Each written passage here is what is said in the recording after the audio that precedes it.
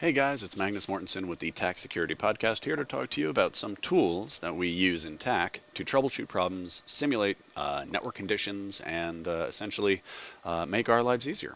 So a lot of the videos you've already seen have Jay going through some different topologies or different scenarios, and they usually entail having a web server at one side of the topology and some client on the other side routinely accessing it over and over and over again. And I will tell you that client on the far side is not somebody sitting there hitting refresh. We have scripted that up. So what scripts and tools do we use to emulate web browser clients and do other sort of testing? Well, the one that I like the most is curl. And if you're not familiar with curl, it is a very simple tool to use. And what I have here is a terminal session on my Mac, and that's where we're going to be doing most of what we're talking about today. So first one, curl, very simple. It just does a GET request, gets some content, and displays it. Displays it on the command line. So no pretty pictures or images or any CSS or anything like that, just basic web requests. So let's do something simple here. Curl www.cisco.com. Boom, there's all the HTTP code for that page. Real simple and straightforward. Now, what do we use this for? Well, we use this for a lot of things. I can script up curl or put it in a loop so that it continually runs a request one after the next, which I'll show you here. For example, let's say I want to get the output from www.cisco.com every 5 seconds. Okay, well, I could just hit up arrow and run that command over and over and over again, but instead I'm going to do a couple of tweaks to this. First one that I'm going to do is S for silent output. Let's see if there's any difference when I run that command. No, but if I add onto that -O for output, I can say /dev/null. Well, I don't really want to see all the output scrolling across the screen, so let's just route it out to null 0. Cool, so that completed. Now, why did I put the S there? So that I can do something like that. You see the difference between S and no S? Silent. I don't really care about how fast it transfers. I just want something that does that request over and over and over again. So let me throw S back on there, and we can see that it completes. Now, what if I want to have this loop infinitely? Well, in Bash, we have the great while loop. So I can say, while true, do this curl, done. Okay, so now it is requesting, requesting, requesting in an infinite loop. But I can't really tell how often that's happening. If I take out the S, we can see we're doing a lot of requests. Maybe I don't want to hit that web server that often. I want to wait a few minutes or seconds in between each run. There's a command called sleep, and it does exactly that. Delays the execution for X amount of seconds. So let's say in this case I want to wait every 5 seconds before I do the next request. So what's going on here is infinitely, in a loop, I will curl this website, send the output to dev/null. I will then wait 5 seconds and go back and do it again. So let's see what that looks like. And then we make the request again every 5 seconds. Pretty straightforward, pretty simple. Now, what else do we use curl for here in the lab? Well, we can get data from our ASAs. So let's do curl HTTPS 172.18.124.136. That's an ASA that I just have sitting about 10 feet beneath me in our lab. Okay, we can see that curl immediately barks back about a certificate. I'm using a self-signed cert. Curl doesn't trust it, so we're going to add -K to the command line. We make that request again. We get an SSL read error. Interesting. Let's do a little bit of debugging and see what's going on here. So we see that the connection comes up. I did a -V to give me some verbose information about the headers, the HTTP headers that were coming up. And I can see that we got a 301 move permanently, and instead it's redirecting me to admin public index.html. So it thinks I'm a web browser, it tries to send me to the ASDM admin page. Well, let's do a couple of things here. Let's pretend we are essentially ASDM and we make a request. Where does ASDM make its requests? To admin exec. Now I can run commands here. Show version. And I replace the space with a plus. You can do a %20, but I'd like to use a plus. Cool, so I did this request, and now we get back a 401 not authorized. Obviously, I have not provided any form of username or password to this, so it's clearly barking back, telling me that I need to authenticate.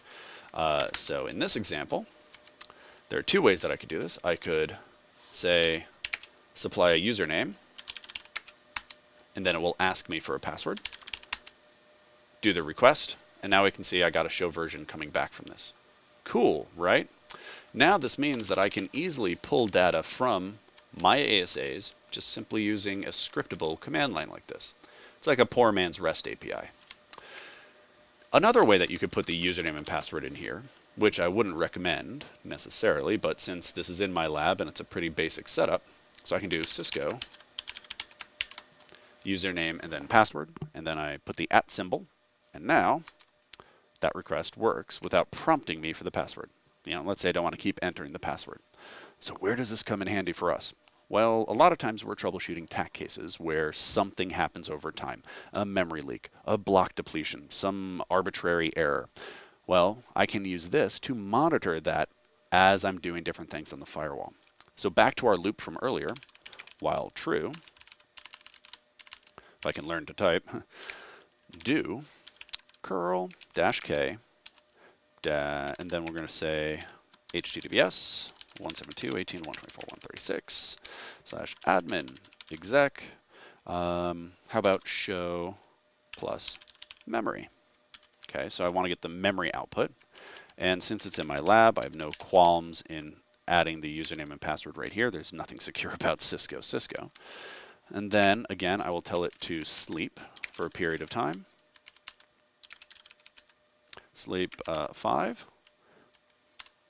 And then last but not least, done. You finish your loop with done, and let's see what we get. And then a few seconds later.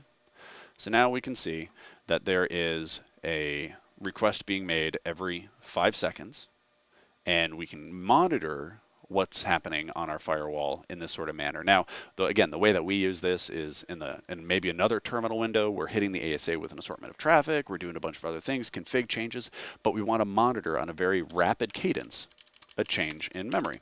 So I can look every 1 second and watch the adjustments in memory as I take different actions.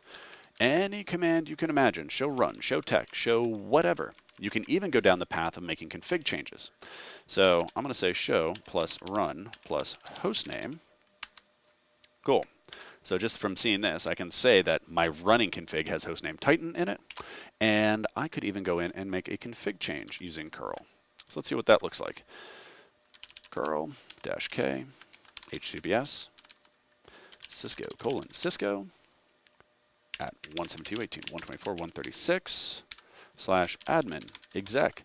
Now I think to myself, what commands would I actually run if I were to log into a firewall and make these changes?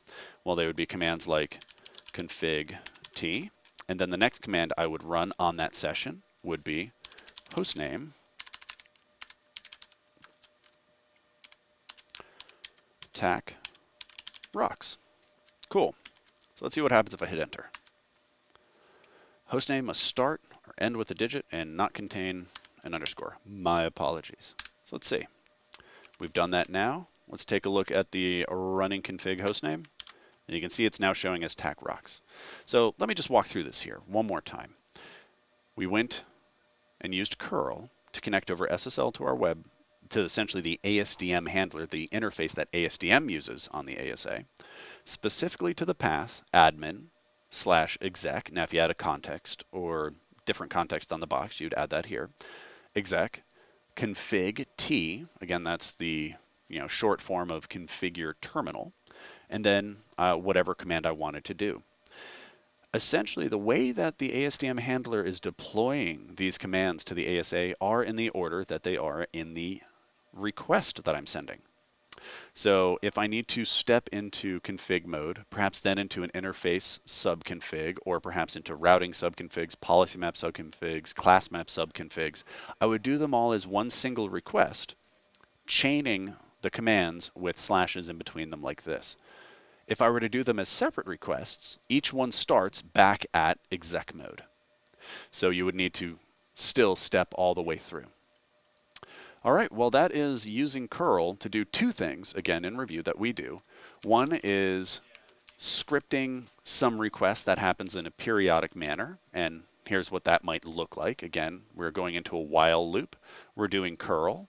We're redirecting the output because we don't care about the output to dev/null.